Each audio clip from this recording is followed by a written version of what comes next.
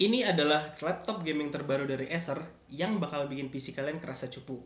Mau tahu laptopnya apa? Mari kita bahas.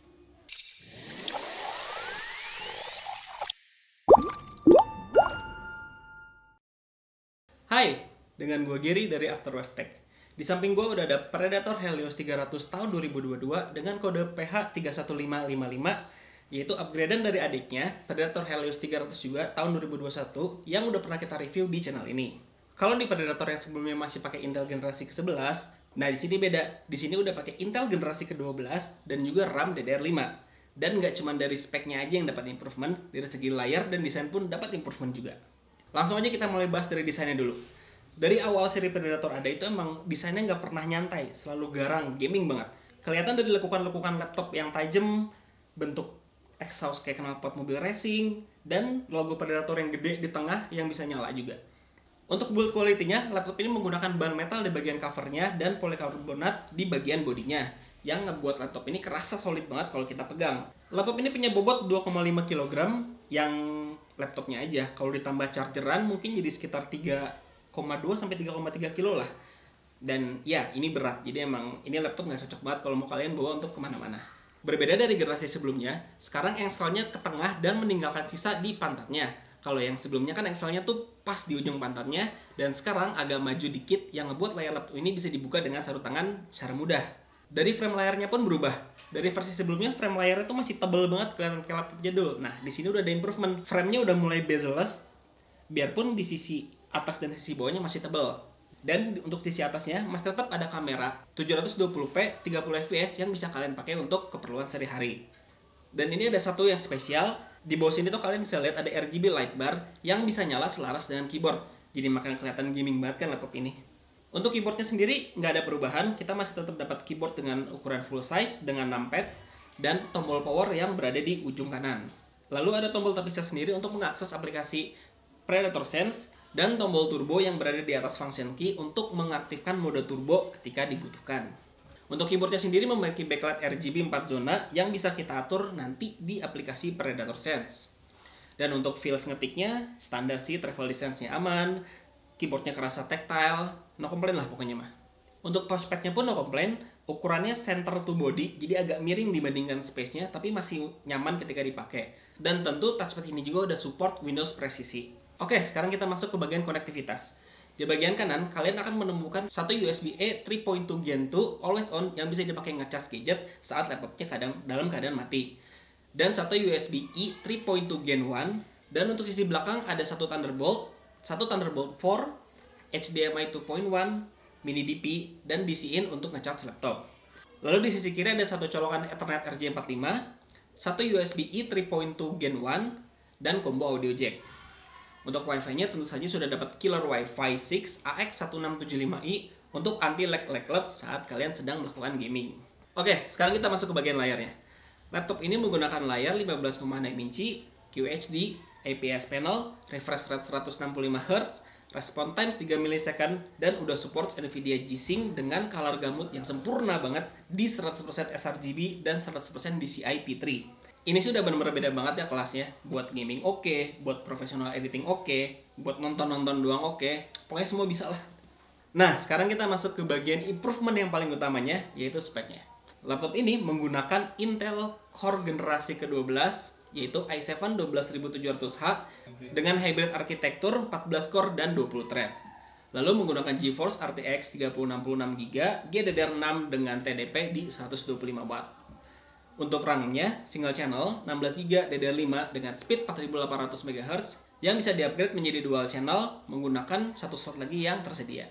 Untuk storage kita dapat 1TB SSD M2 2280 yang bisa kalian upgrade juga karena masih ada satu slot kosong untuk M2 ukuran 2240. Untuk coolingnya, Predator Helios 300 ini dilengkapi dengan teknologi Aeroblade 3D Gen 5 milik Acer, yang dimana laptop ini mempunyai intake ke atas dan ke bawah dan menggunakan kontak liquid metal pada 4 exhaust yang mengarah ke 3 arah.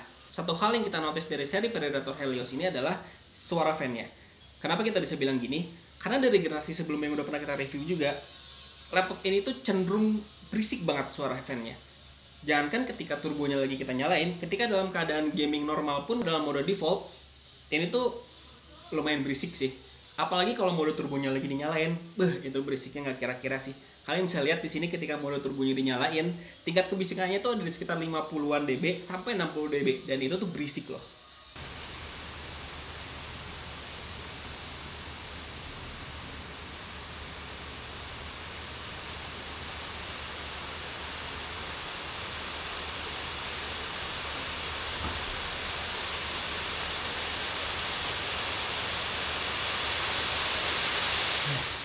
Tapi untuk suhu emang lumayan terjaga. Buktinya, untuk CPU saja ketika sedang full load, suhunya bisa terjaga di sekitaran 85 sampai 90 derajat. Sedangkan untuk GPU-nya berada di kisaran 80-an derajat. Ini membuktikan bahwa teknologi Aero Blade 3D Gen 5 Black Acer ini cukup efektif, walaupun berisik. Untuk software bawaan, seperti biasa dari Acer, kalian akan mendapatkan yang namanya Predator Sense. Yang dimana, di situ kalian bisa mengatur beberapa settingan pada laptop, seperti lighting di keyboard, monitoring performance, fan control, dan lain-lain. Dan ketika kalian membeli laptop ini, kalian sudah mendapatkan Windows 11 Home Original dan Office 2021 yang original juga tentunya dalam paket pembeliannya. Oke, sekarang kita langsung masuk aja ke bagian tes performance-nya untuk melihat gimana sih performa dari si monster ini. Oke, sekarang kita di bagian pengetesan game. Untuk yang pertama yang kita cobain di sini kita coba Dota 2. Seperti biasa kita coba demo pakai Invoker. Kita bakal coba ngetes nge-spam skillnya untuk ngelihat si FPS-nya kayak gimana. Untuk settingan yang dipakai di sini kita pakai settingan best looking alias rata kanan semua dengan resolusi di 1080p. Kalau dalam keadaan normal jalan-jalan biasa sih dia FPS-nya di 144 mentok. Cuman kalau kita udah mulai ngeluarin skill, kalian bisa lihat FPS-nya ngedrop sampai di paling parah 80-an. Tuh. Cuman ini masih oke lah, masih playable banget kok. Dan kalau kalian lagi main Dota juga kayaknya jarang deh bakal ngeluarin skill sebanyak ini. Oke, untuk game selanjutnya kita coba main PUBG. Di sini kita settingannya pakai 1080 dan rata-rata settingan lainnya di high. Tapi untuk phishing dan sharpennya kita disable. Oke. Ini kita masih nunggu pesawatnya dulu, dan di sini FPS-nya kita dapat di 80, 70, kadang 100, 70, 80 lah rata-ratanya. Kalau lagi nggak terlalu banyak orang bisa naik sampai 130-an. Tapi kalau kita ngelihat ke daerah yang banyak orang itu di 80-an. Oke, nanti kita coba cek pas lagi warnya kayak gimana. Ini kita sekarang lagi terjun, FPS-nya lumayan lah di atas 100, dan ini smooth loh segini. Smooth banget. Nggak patah-patah.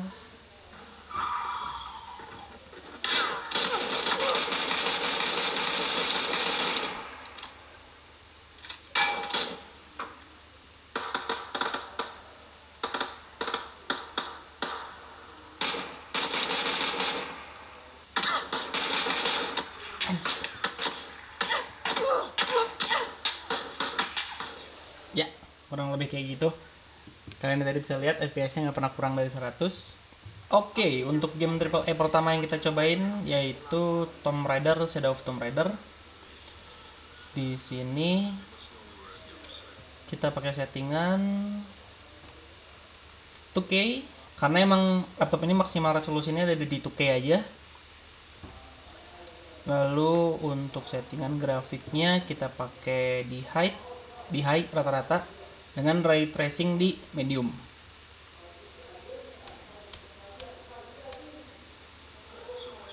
Di sini kita dapat FPS di sekitar 60. Dan ini gambarnya masih smooth. Grafiknya masih enak dilihat, masih playable banget. Coba kalau kita turunin ke resolusi yang 1080-nya, nggak terlalu berubah banget sih ya. Tadi mungkin dari yang 60 ke 70 sekarang naik jadi 80. Naik sekitar 10 fps lah. Berarti sebenarnya kalau kita main di 2K juga ini masih aman banget sih. Oke, kita lanjut ke game berikutnya aja kalau gitu. Oke, untuk game AAA selanjutnya yang kita cobain adalah Cyberpunk 2077. Ini di sini kita pakai settingan 1080p dengan grafik di rata-rata high dan ultra, tapi ray tracing sama DLSS-nya off. Lihat sini, ini rata-rata FPS-nya di 55 sampai 60 lah. 60, bisa dibilang 60 average-nya. Ini masih smooth, masih playable banget, masih enak buat dimainin. Tapi kalau misalkannya si ray tracing kita nyalain, dia langsung ngedrop banget jadi 40-an. Dia di 50 lah average-nya. Turun 10. Masih playable, cuman udah mulai agak sedikit patah-patah. Kerasa pas kalian lagi ngegerakin view-nya, pas lagi ngeliat-liat tuh kelihatan agak sedikit patah-patah. Dan kalau misalkannya settingannya kita naikin ke 2K dengan ray tracing-nya on, oh ini nggak bisa. Ini FPS-nya kita dapat di 20-an. Masih bisa dimainin, cuman nggak nyaman sih ya mainin kayak gini. Oke, kita lanjut ke game berikutnya. Oke, sekarang kita ada di game AAA terakhir yang bakal kita mainin, yaitu Forza Horizon 5. Di sini kita pakai settingan 1080p, grafik rata-rata di high dengan ray tracing di medium.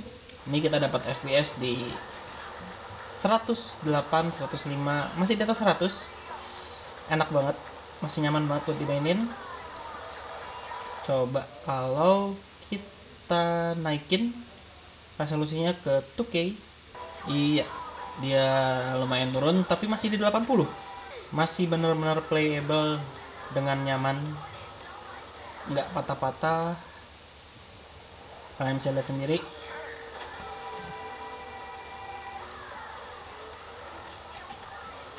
GPU-nya pun di MSI Afterburner juga kelihatan nih kalau si GPU-nya bekerja hampir 100% di 90%-an. Berarti emang si 3060-nya cukup buat mainin Forza Horizon di resolusi 2K. Oke, sekarang kita masuk ke bagian benchmarknya.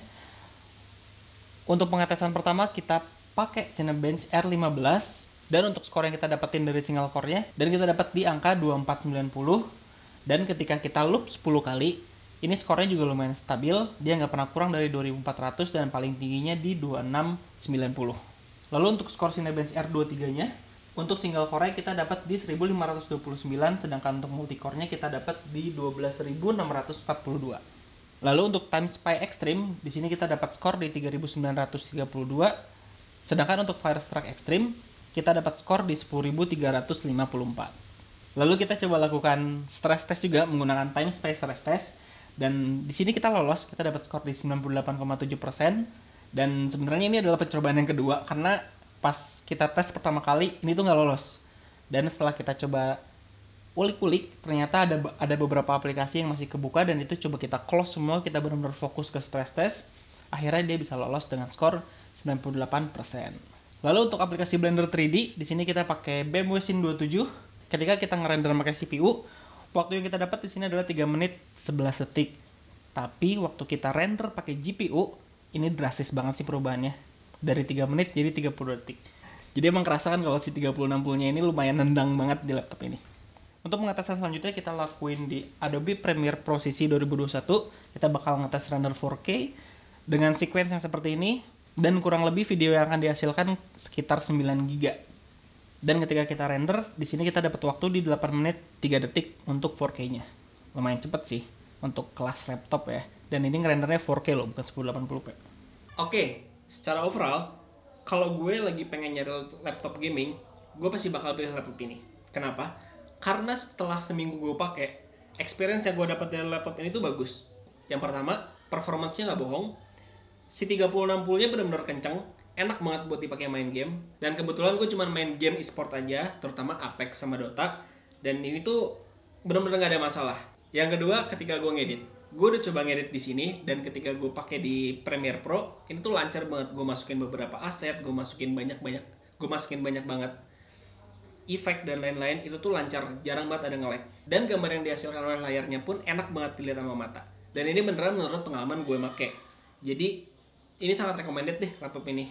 Kalau kalian emang butuh laptop gaming yang bisa dipakai juga untuk editing dan lain-lain, dan harganya masuk di budget kalian, gue bakal saranin kalian beli laptop ini.